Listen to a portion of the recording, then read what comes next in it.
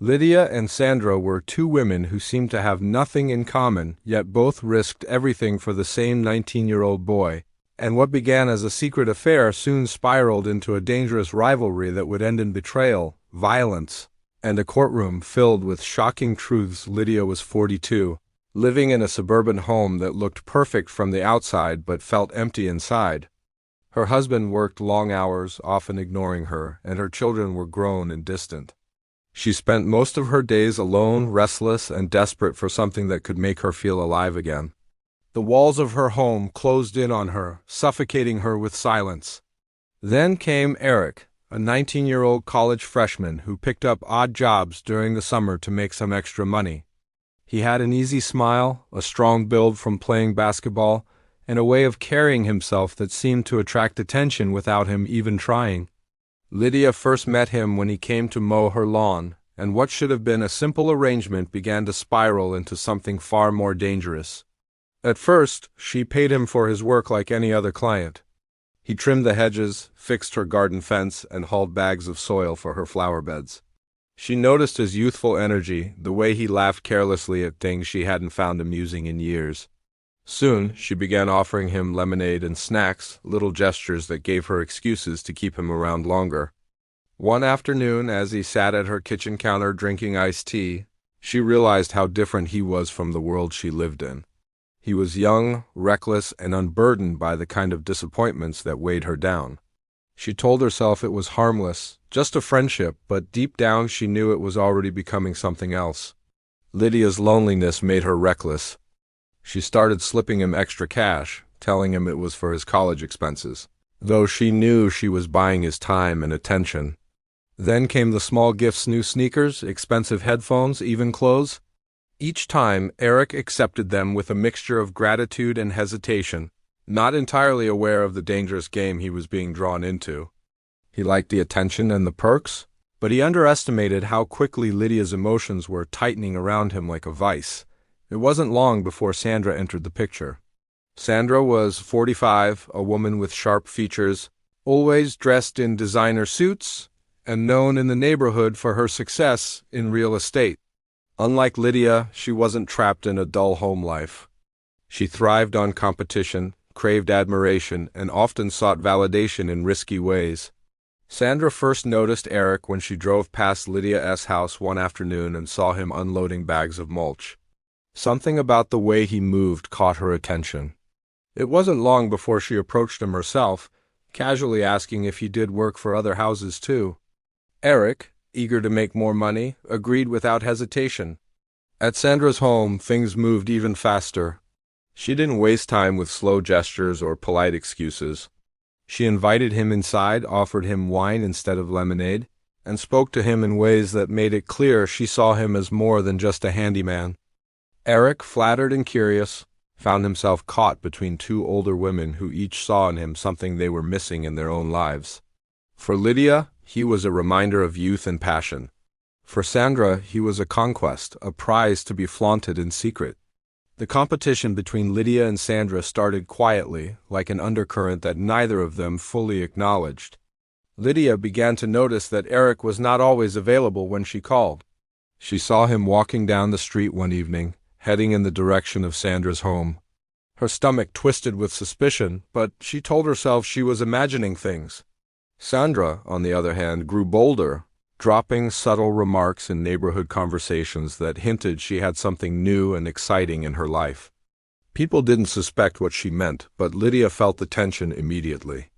Eric didn't realize he had stepped into the center of a dangerous rivalry. To him, it was flattering, even thrilling. He thought he was in control, balancing the attention of two women who seemed eager to spoil him. He didn't see the jealousy building, the possessiveness creeping into Lydia's voice, the determination hardening in Sandra's eyes. What he saw as fun was quickly turning into a power struggle that would consume all three of them. Lydia began spending her nights restless, scrolling through her phone, wondering where Eric was and who he was with. She started asking questions that grew sharper, more insistent, until even Eric noticed the change in her. Sandra, meanwhile, treated the whole thing like a game. She would purposely schedule her meetings around times when she knew Eric could stop by, ensuring he spent hours at her home. She left expensive colognes and clothes for him, daring him to wear them when he visited Lydia. The more Lydia clung, the more Sandra flaunted, and Eric was trapped in the middle, not realizing how dangerous this game had become. By late summer, the tension was undeniable. Neighbors began whispering about Eric's frequent presence, though no one guessed the truth. They thought he was simply earning extra money, maybe a bit too friendly with the women he worked for. But behind closed doors, emotions were boiling to a point of no return. Lydia felt her identity slipping away, clinging to Eric as if he were her lifeline. Sandra, fueled by pride and obsession, was determined not to lose to anyone, least of all a woman she considered beneath her. Eric had unknowingly lit a fuse, and every secret meeting, every gift, every stolen moment was a spark bringing it closer to explosion. The stage was set for something dark, though none of them could see it yet. What began as a lonely housewife's escape and a career woman's indulgence was slowly transforming into a dangerous rivalry, one that would leave scars far deeper than anyone imagined. The quiet neighborhood that once seemed safe and ordinary was about to become the backdrop for a story of obsession, betrayal, and violence. The whispers in the neighborhood grew louder, though no one truly understood what was happening behind the closed doors of Lydia and Sandra's homes. Eric still went about his days with an air of casual innocence, believing he was simply enjoying the kind of attention most young men would brag about to their friends. But what felt like a harmless adventure to him was slowly tightening into a trap. Both Lydia and Sandra were becoming restless, consumed by emotions they could no longer keep hidden. What started as small gestures of affection had now turned into a competition filled with suspicion, jealousy, and silent threats. Lydia felt herself changing. Her mornings began with anxious thoughts about Eric's whereabouts. Her days were shaped around whether he would answer her messages, and her nights were filled with restless pacing when he didn't. She checked his social media constantly, reading into every post, every like, every comment. When he didn't reply fast enough, her chest filled with panic, and she convinced herself that he was with Sandra. The very idea twisted her stomach into knots. Lydia had never felt this level of obsession before, not even in her youth. It wasn't just attraction anymore, it was a hunger to possess him, to be the only one who mattered in his life. Sandra, on the other hand, carried herself with a sharper edge. She didn't waste time with subtlety. She openly showed Eric off in ways that sent messages without words. She invited him to her house even when her husband was away on business trips, showered him with gifts far more extravagant than Lydia could afford, and even started introducing him to some of her friends under the guise of him helping with real estate work. Eric didn't realize that she was parading him around as a hidden trophy, proof that she could take whatever she wanted, regardless of her age, her marriage, or the consequences. Her boldness gave her a rush, but it also made her reckless. The tension between the women spilled into the smallest details. When Lydia saw Eric wearing a watch she didn't recognize, she knew immediately it had come from Sandra. When Sandra noticed Eric posting pictures near Lydia's house, she seethed with anger, her pride wounded by the reminder that she was not his only choice. Each tried to hold tighter, to find ways to remind Eric that she was the one who cared for him most. Lydia cooked meals for him, filling his fridge with leftovers to make sure he thought of her when he was hungry. Sandra slipped cash into his wallet, making sure he could afford things other boys his age only dreamed of. Both believed these acts would secure his loyalty, not realizing they were only pushing him deeper into confusion and fear. Eric at first found it flattering, even exciting. He liked being the center of attention, the one with the power in a situation where both women seemed desperate for him. But as the months passed, the excitement turned heavy. Their constant demands wore him down, their jealous questions made him feel cornered, and their unpredictable emotions began to unsettle him. He didn't know how to end it, or even if he wanted to, because the benefits were tempting. He told himself he could keep both relationships separate, that they would never truly collide, but the truth was already catching up to him. The first cracks appeared when Lydia accidentally saw a text message from Sandra flash across his phone while he was helping her move boxes in the garage. Her hands trembled as she read the flirtatious words, and her heart pounded with fury. That night she confronted Eric with a storm of accusations, demanding he end things with Sandra. Eric tried to calm her, promising that she was the one he cared for, but his words were hollow. Lydia could sense the hesitation in his voice, the way his eyes darted away, the way guilt seemed to hover over him. From that moment on, trust was gone, replaced by suspicion that ate at her every thought. Sandra noticed the shift too. Eric became more distant, sometimes avoiding her calls, sometimes leaving her house abruptly as if he had somewhere else to be. She suspected Lydia was interfering, pulling him away. Her competitive spirit turned into something darker. She began following Lydia, driving slowly past her house, timing her visits to Eric around when she thought Lydia might not be around. It was no longer just about enjoying the thrill of having a younger lover. It had become a battle, and losing was not an option. Soon the rivalry was impossible to hide. Lydia noticed her car being followed, noticed strange hang-up calls late at night, and even saw Sandra's car parked near her house on more than one occasion. She told herself she was being watched, targeted, tested. Her paranoia grew sharper and her anger deeper. She started warning Eric that Sandra was dangerous, trying to convince him to cut ties before it was too late. But her desperation only pushed him further away, making Sandra's boldness more attractive in contrast. The neighborhood began to notice odd changes, too. People whispered about the arguments they overheard, the slammed doors, the tense expressions on faces that used to smile in passing. Some neighbors wondered if Eric had gotten himself into trouble, though no one imagined the full truth. Behind the perfect lawns and tidy driveways, a storm was brewing, one fueled by jealousy, desire, and obsession. The weight of secrecy bore down on all three of them. Lydia grew more unstable, her emotions swinging wildly between devotion and fury. Sandra grew more determined, pushing boundaries she never would have dared to cross before. And Eric, caught in the middle, began to realize he was not in control at all. He was trapped, pulled in two directions, suffocated by a tension that once felt like a blessing but now felt like a curse. By the time autumn came, the situation had become unbearable. Lydia could no longer hide her suspicions, Sandra could no longer restrain her pride, and Eric could no longer pretend everything was fine. The delicate balance had shattered, and the consequences of their choices were closing in fast. What had started as a game was now a dangerous obsession, and everyone involved was about to pay the price for underestimating how far jealousy could drive a person. Lydia's world began to unravel the moment she confirmed her darkest suspicion. Eric had not just spent a casual evening with Sandra, he had stayed the night in her house. She found out in the most painful way possible, through a neighbor's offhand remark about seeing his car parked outside Sandra's driveway until the early morning. That single comment became a dagger in her chest. She felt betrayed, humiliated, and most of all, replaced. The young man she thought of as her escape from loneliness was now slipping into the arms of her rival. She could not let it happen. She would not allow Sandra to win. Her fury grew uncontrollable, and Eric quickly felt the shift. Lydia confronted him one afternoon, her voice trembling not from fear, but from rage. She demanded answers, demanded he swear his loyalty to her alone. Eric, cornered and overwhelmed, tried to soothe her with vague promises, but his hesitation betrayed him. Lydia noticed how his eyes darted, how his words stumbled, and in that instant she knew Sandra's grip on him was real. The betrayal ate at her, and her obsession hardened into something dangerous. She began imagining ways to cut Sandra out completely.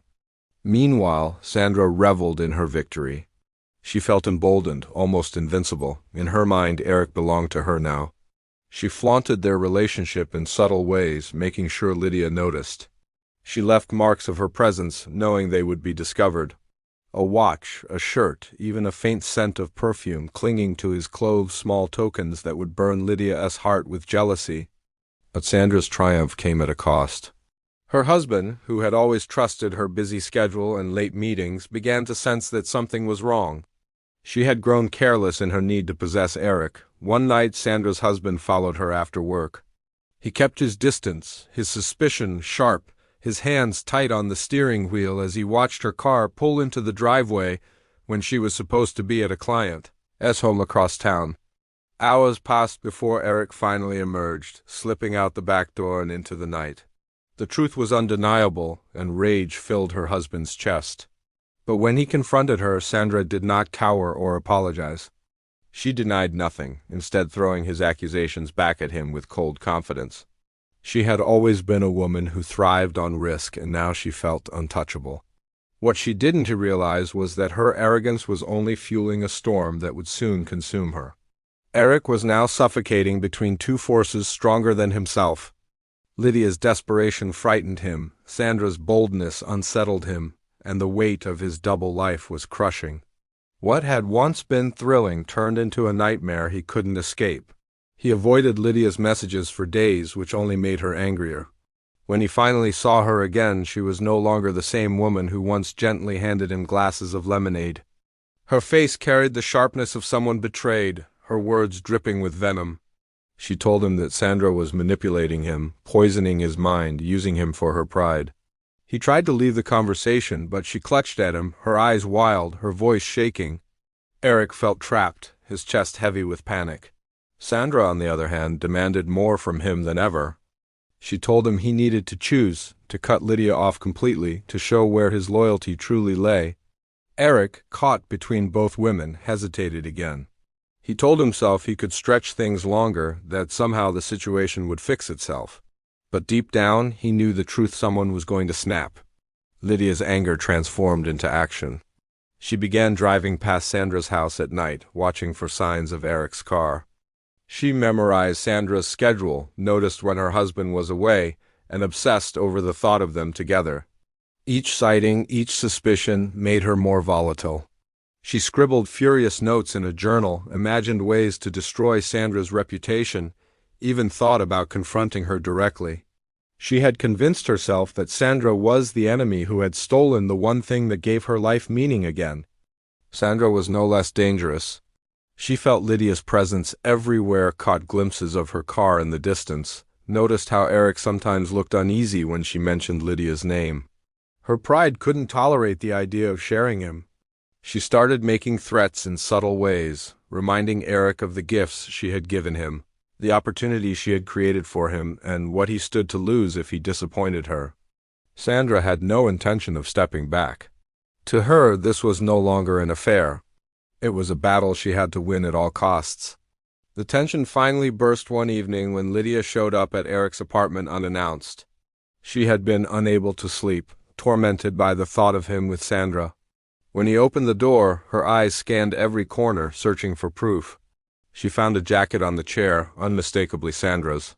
In that moment, Lydia's restraint shattered. Her voice rose, her words venomous, accusing Eric of betrayal, of playing her for a fool. Eric tried to calm her, but his silence screamed guilt.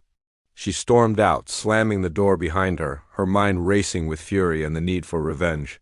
From that day on, Lydia was no longer content with warnings or pleas. She started imagining Sandra gone, removed, erased from Eric's life forever. The more she thought about it, the more it felt inevitable. She told herself that Sandra was toxic, destructive, a threat not only to her happiness but to Eric himself. She convinced herself she was saving him, rescuing him from a woman who would only ruin him. Eric could sense the danger building. His carefree attitude faded into constant anxiety. He felt watched, pulled, and suffocated. Each time his phone buzzed, his stomach clenched. Each visit to either woman's house felt like stepping onto a battlefield. He knew something was coming, something violent, something irreversible, but he didn't know how to stop it. By winter, the air between them had grown too heavy to ignore. Lydia's obsession had reached the point of no return. Sandra's arrogance had blinded her to the danger closing in. And Eric, trembling in the middle, realized he was not in control at all. He was simply the prize in a war between two women who would rather destroy everything than surrender. The fuse had been lit, and the explosion was now only a matter of time. The rivalry between Lydia and Sandra had reached a fever pitch. What had started as hidden affairs now spilled into the open in ways that neither could disguise. Neighbors whispered about strange arguments in the street, about late-night shouting and doors slamming with such force that the sound carried across the quiet cul-de-sac. Everyone knew something was wrong, but no one dared ask questions. Behind closed doors, the battle for Eric had turned violent. Lydia began receiving anonymous notes slipped into her mailbox. The handwriting was jagged and crude, the words short but sharp enough to cut through her like glass. Some were threats, others insults, but all of them carried the same message she needed to back off. Lydia immediately believed they came from Sandra. She felt her rival was taunting her, flaunting her victory with each note. The messages were soon followed by more sinister acts. One morning, Lydia found the tires of her car slashed. Another night, the window of her living room was shattered by a rock. When the police came, she told them who she suspected, but with no evidence, they could do nothing. The officers left, and Lydia was left trembling in her own home, convinced she was under siege. Sandra, meanwhile, insisted she had nothing to do with the harassment. To her, the vandalism was unnecessary. She believed she had already won. But Lydia's growing paranoia only made Sandra bolder. She would park her car in view of Lydia's home, leave her lights on late into the night knowing Lydia could see them, and walk past her driveway with deliberate confidence. Sandra's every move was calculated to send a message. Eric was hers, and there was nothing Lydia could do to change that. Eric was caught in the middle, unable to escape the tightening grip of both women. He tried distancing himself, ignoring their calls, but the silence only made things worse. Lydia would show up unannounced, demanding answers, tears mixed with fury in her eyes. Sandra would lure him back with promises of gifts, affection, and the intoxicating thrill of her boldness.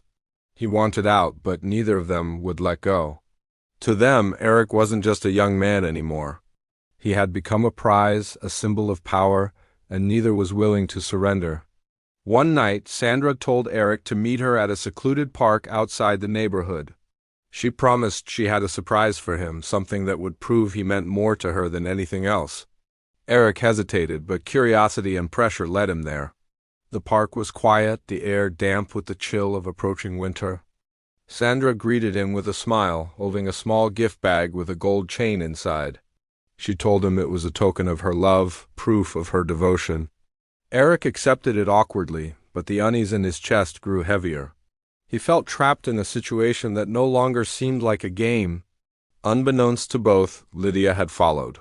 She had trailed Eric from the moment he left his apartment, her headlights off, her heart pounding with rage.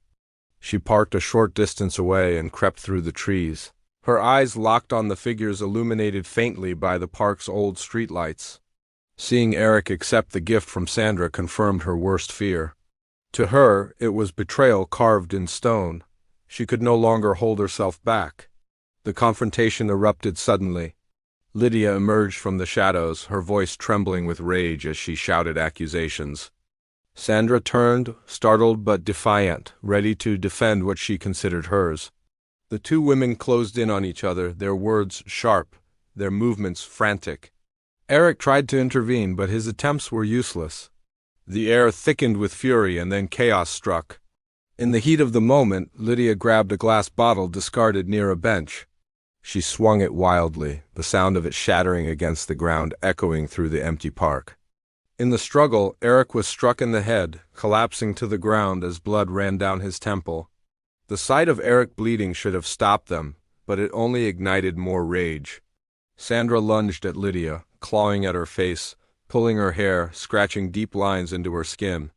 Lydia fought back with blind desperation, her hands shaking, her mind consumed by fury. Both women screamed, their fight echoing through the quiet night, until the sound of sirens pierced the air. Someone walking their dog had heard the commotion and called the police. When officers arrived, the scene was chaos. Eric lay unconscious on the ground, blood staining his clothes. Lydia stood trembling nearby, shards of glass still in her hand. Sandra was on the ground, sobbing, her face streaked with scratches and dirt. Both women screamed accusations, pointing at each other, their voices desperate and panicked. The officers separated them quickly, placing them in handcuffs as paramedics rushed to tend to Eric. Neighbors who had followed the flashing lights gathered at the edge of the park, their whispers filling the air as the truth began to unravel. At the hospital, Eric was treated for a head wound. He survived, but the injury left a permanent scar, a physical reminder of the night when his careless choices collided with the destructive obsessions of two older women. The police investigation dragged on, with each woman insisting the other was the aggressor. Lydia claimed she had been defending herself, that Sandra had been tormenting her for months. Sandra argued that Lydia had attacked first, driven mad by jealousy. Witness statements painted a picture of chaos, but the truth of who struck first remained clouded. For Eric, the damage was already done. The carefree thrill that had once drawn him into the affairs had been shattered. He realized how deeply entangled he had become in lives far more complicated and dangerous than he had ever imagined. What had seemed exciting now filled him with dread. His future, once bright and open, now carried the heavy shadow of scandal and violence. The park, once an ordinary place for children to play and couples to walk, became infamous in the neighborhood. People avoided it, whispering about the night when passion turned to blood, when two women let jealousy consume them to the point of madness. The story spread quickly, feeding gossip in cafes, offices, and living rooms. What had once been hidden behind closed doors was now public knowledge, and the entire community watched with fascination as the case unfolded. But for Lydia and Sandra, there was no going back. Each blamed the other, each justified her actions, and each believed she had been the true victim. Yet, in reality, both had crossed lines that could never be erased. Their rivalry, their obsession, and their refusal to let go had brought them to the breaking point. And now, the consequences were only beginning to unfold. The trial was the final act in a story that had spiraled far beyond what anyone could have imagined. The courthouse was packed every day with neighbors, reporters, and curious onlookers who wanted to witness the unraveling of two women who had once seemed respectable, even enviable. Lydia arrived pale and trembling, her eyes ringed with sleepless nights, her face marked with faint scratches that had never fully healed. Sandra entered each day with her head high, dressed immaculately in tailored suits, as though she believed she could still control the story. Between them sat Eric, no longer the carefree young man who once thought he was untouchable. His scars stood out like a permanent reminder of the chaos he had unleashed, and his silence told the world how deeply broken he had become. The prosecution wasted no time painting the story in stark, damning detail. They described Lydia as a desperate housewife who clung to Eric with such ferocity that she became violent when she thought he might slip away. They portrayed Sandra as a manipulative older woman who used her wealth and influence to trap Eric, flaunting her dominance until the rivalry exploded. Witnesses testified about the strange events leading up to the fight in the park, the slashed tires, the threatening notes, the shouting matches overheard by neighbors. It was clear to everyone that this was not just a crime of passion, but a collision of obsession and pride that had been building for months. Lydia's defense tried to shift the blame entirely onto Sandra. Her lawyers argued that Lydia had been harassed, provoked, and driven to the breaking point by a woman who refused to let go. They claimed that the notes, the vandalism, and even the confrontation in the park had all been orchestrated by Sandra. They painted Lydia as a victim of manipulation, a lonely woman who had been deceived into believing she could find happiness with Eric.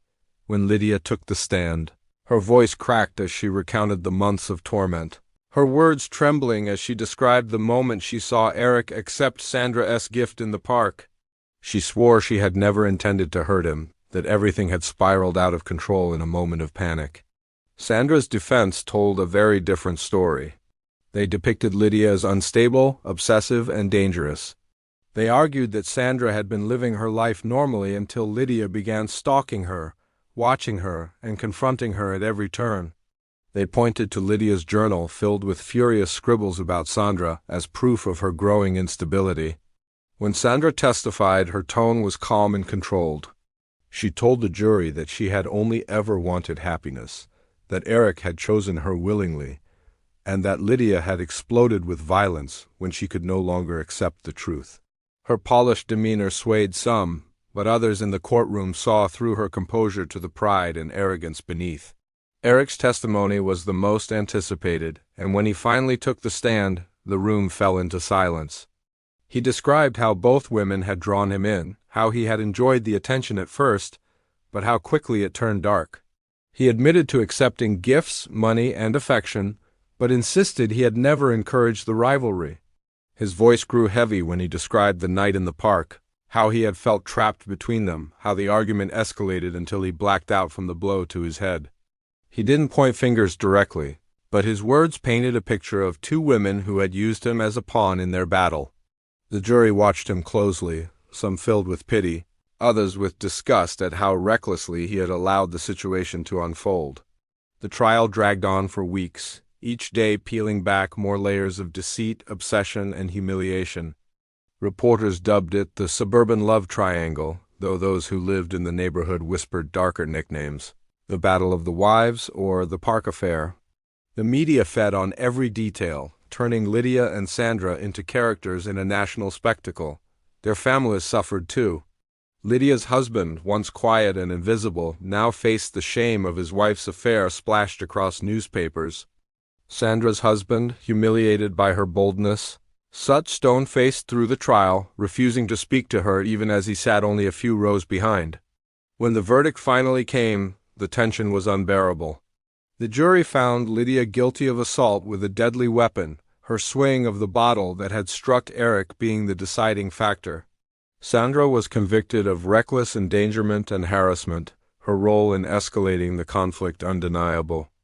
Both women collapsed in their chairs as the sentences were read. Lydia received several years in prison, her pleas for mercy drowned out by the judge's stern reminder that obsession could never excuse violence. Sandra, though spared the longest term, faced a ruined career, her reputation destroyed, her license to practice real estate stripped away. Eric sat silently through the sentencing, his expression empty. When it was over, he walked out of the courtroom without looking at either woman. He left the town soon after, vanishing from the place that had once been his entire world. Some said he moved to another state, others believed he changed his name to escape the scandal that had followed him. Wherever he went, he carried the scar on his temple and the weight of knowing that his choices had set the stage for ruin. The community never recovered from the shock. The park where the confrontation happened became a symbol of the town's hidden darkness. Parents warned their children about going there after dark. Neighbors who once gathered for barbecues now avoided each other, suspicious of secrets hidden behind every tidy lawn. The case had peeled back the facade of suburban perfection and revealed how fragile it really was. For Lydia, prison was a slow decay. She lost everything: her home, her marriage, her reputation. She wrote letters to Eric from behind bars, but he never answered. For Sandra, freedom came with emptiness. She moved away, trying to rebuild her life, but her name was forever tied to scandal. Her husband left her, her friends abandoned her, and she drifted into isolation. Both women had fought desperately for a 19-year-old who was never truly theirs, and in the end they lost far more than they ever gained. The story lingered for years, retold with fascination and horror. People shook their heads at how far jealousy could drive someone, how obsession could twist ordinary lives into tragedies. Some saw it as a cautionary tale about the dangers of desire, others as proof that appearances could hide madness. But for those who lived it, there was no lesson to be learned, only scars, shame, and silence. In the end, what began as two women seeking to fill the emptiness of their lives became a spiral of obsession, violence, and ruin.